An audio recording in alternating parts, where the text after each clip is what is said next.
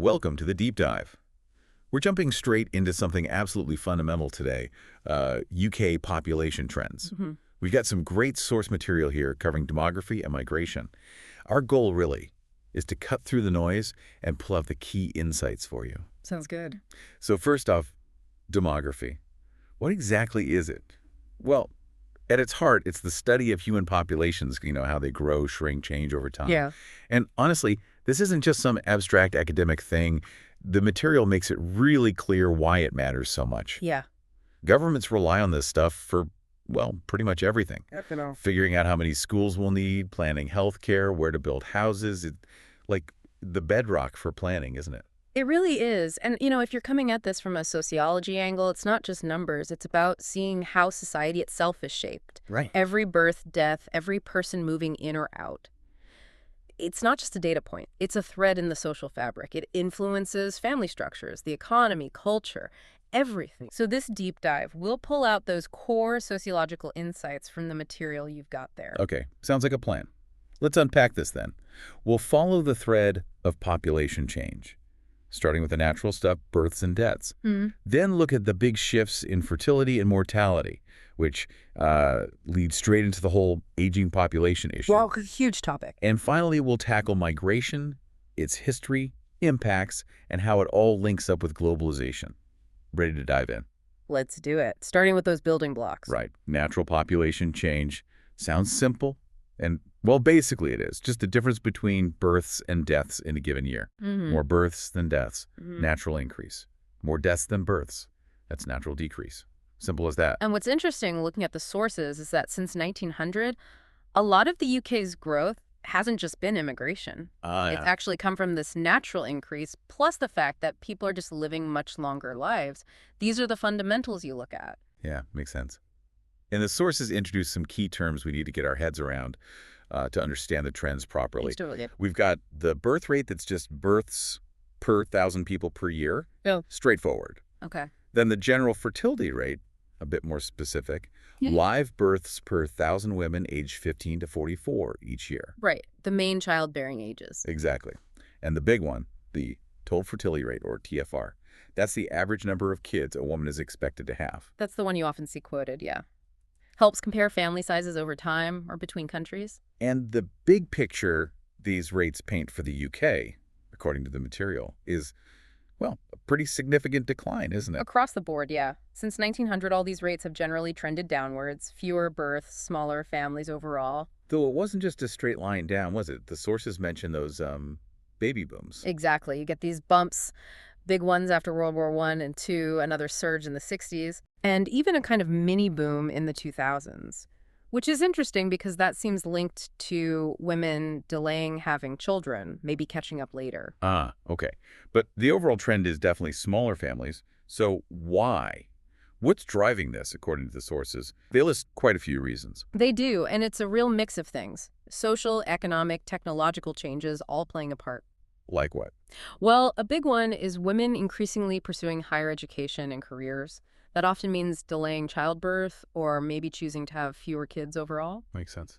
Then there's the impact of readily available contraception, and the legalization of abortion back in 1967 gave women much more control. And the whole cost of raising children seems to have changed dramatically, too. Fundamentally, yes. The material suggests this big shift where kids went from being, perhaps, potential economic assets in the past. Right, like helping on a farm or supporting parents later. Exactly. To now being seen more as, well, significant economic liabilities. They need huge investment, education, childcare, all that. Yeah, definitely feels that way sometimes. And another key point is the fall in infant mortality. It used to be tragically high. Parents perhaps needed to have more children just to ensure some survived to adulthood. Now, thankfully, that's not the case. Fewer births are needed for families to feel secure about the future. Okay, what else? Other factors mentioned: a shift towards a more child-centered society. Parents focusing lots of resources and attention on just one or two children. Right. Quality over quantity, perhaps. Sort of. And the welfare state plays a role, too.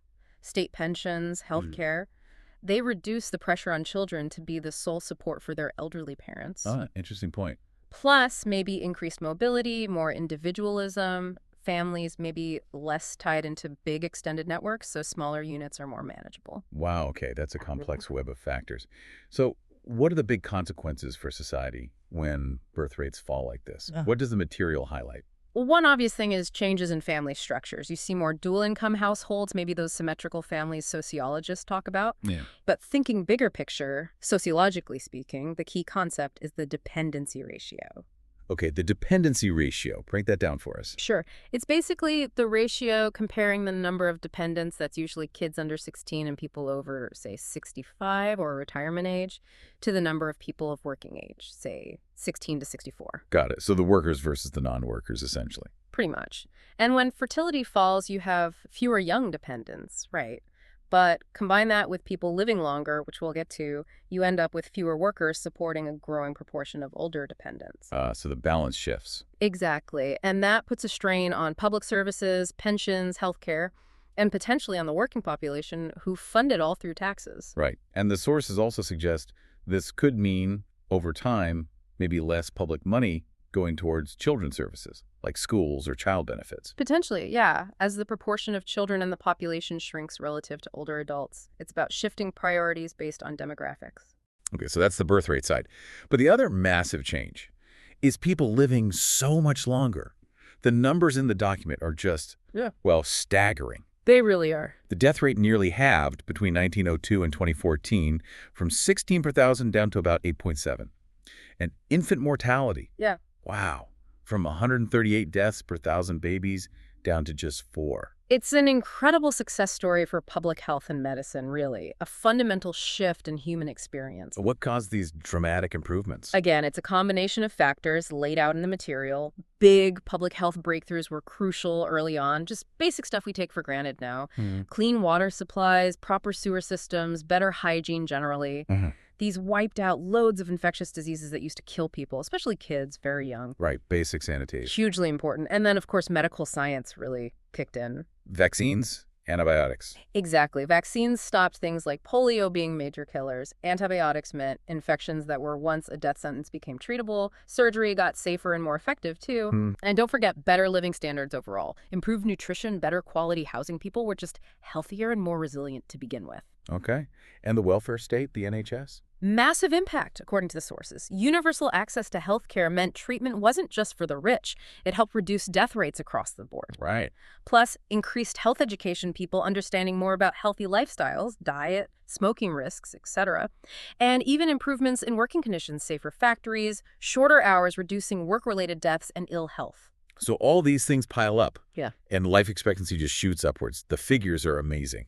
1901, men lived to about 48, women 52. Yeah. By 2014, it's 79 for men, 83 for women. That's an extra 30 years or so. It's a huge transformation in the life course. Yeah. And it's these two massive trends converging falling fertility and rising life expectancy that gives us the defining demographic feature of the UK today, an aging population. Right. And for sociology students, this isn't just a statistic. It's a profound social shift with huge implications. Yeah, the sources definitely frame it as having sort of two sides. There are positives listed, right? What are some of those? Well, the material points out that older people today are often much healthier and more active than in the past. Okay. Getting rid of the default retirement age in 2011 acknowledged that people can and do work longer. Older people contribute loads to communities, volunteering, unpaid work. Grandparent childcare, too. Hugely important. Enables parents to work.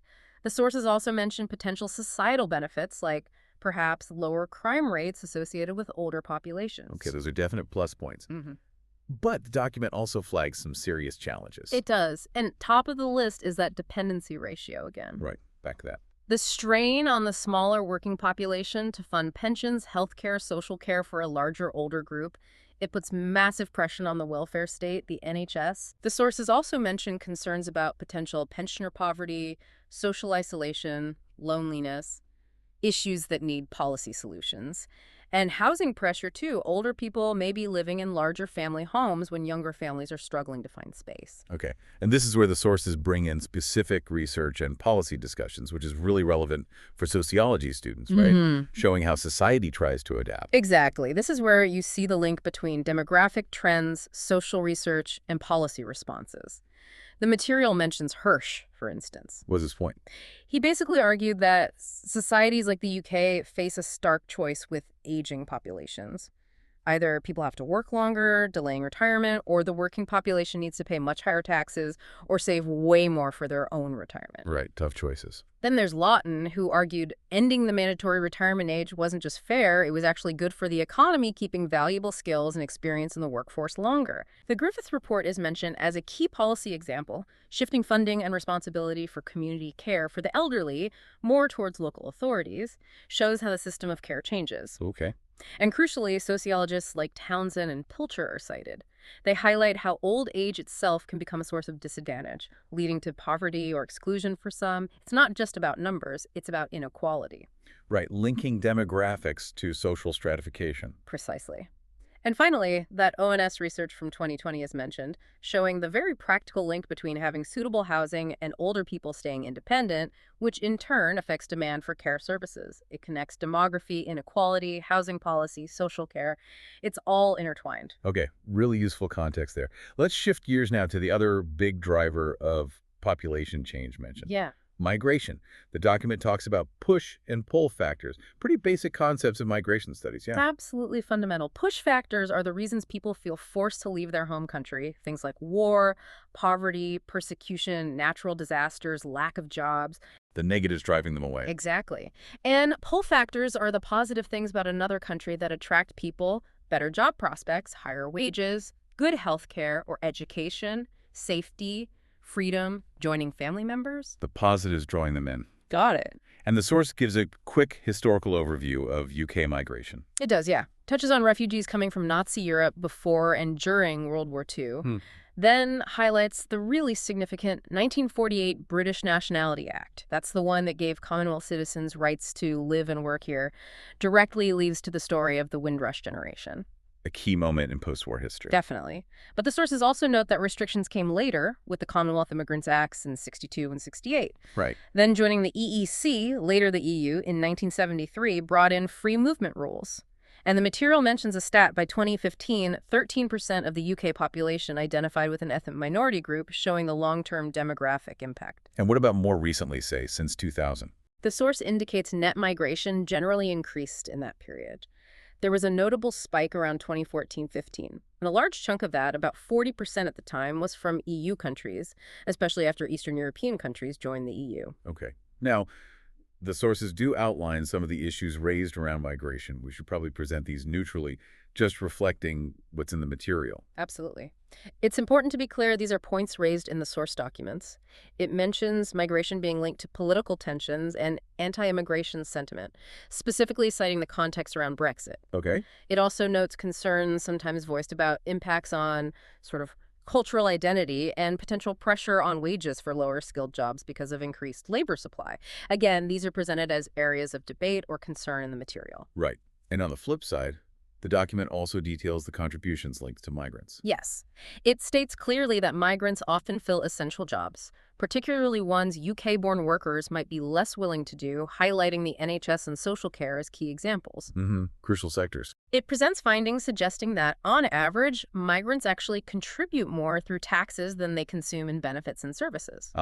Countering a common narrative there. It seems so, based on the evidence presented here. And crucially, it points out that migrants, often being younger and of working age when they arrive, help to offset the dependency ratio problem caused by the aging population. They boost the workforce. Okay, so they actually help alleviate that particular pressure. Yeah. Interesting. So moving beyond the economics and politics, how does migration, especially in our globalized world, affect society and families? What do the sources say? Well, first, it notes the practical side bodies like the census and ONS track this data, including things like asylum figures mentions around 19,480 accepted in 2019 to help plan services. Right, back to planning. But sociologically, the big impact is on cultural diversity. The material talks about the rise of hybrid families bridging different national, ethnic, or cultural backgrounds, adds complexity, new identities. Yeah, changing the face of family life. And the source connects this to some specific theorists, relevant for sociology students again. Yes, it brings in names like Beck and Beck-Gernsheim and Chambers. They discuss globalized families. What does that mean? It highlights how families increasingly operate across borders, maintaining strong ties, sending money back home remittances, using technology to stay connected. It challenges the idea of a family being solely based in one place. Individual families become part of these global flows. So globalization isn't just about big corporations. It changes family life directly. Absolutely. The sources explain globalization makes migration itself easier, faster, cheaper, not just for the elite anymore. And Erickson is mentioned. That's the point. He talks about digital communication enabling transnational identities. People might live in the UK but maintain really strong connections and identities linked to their country of origin, maybe feeling they belong to multiple places. They don't necessarily assimilate in the old-fashioned sense. Interesting. Living across cultures, digitally enabled. Yeah.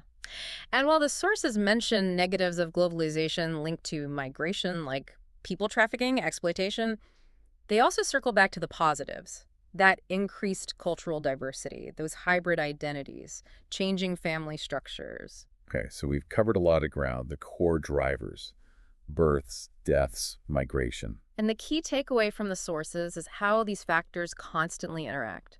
They're reshaping the UK's population structure, yes, but also its economy, its society, even how families function. For anyone studying sociology, you can't ignore these forces. They're absolutely central. So for you listening, thinking about sociology, what does all this mean? Well, understanding these demographic shifts gives you a really crucial lens. You can't properly analyze social change or inequality debates or policy arguments about healthcare or pensions or immigration without getting this demographic background. It connects the big picture trends right down to personal lives and relationships. And just to leave you with a thought, drawing on those themes in the material. If migration and digital tech lead to more transnational identities, where maybe full assimilation isn't the goal or the outcome, how does that challenge traditional sociological ideas about social integration, about community? Good question. What new models do we need? And how might technology keep reshaping what family and belonging even mean when people live their lives across borders? Lots to think about there, based purely on the trends we've unpacked today.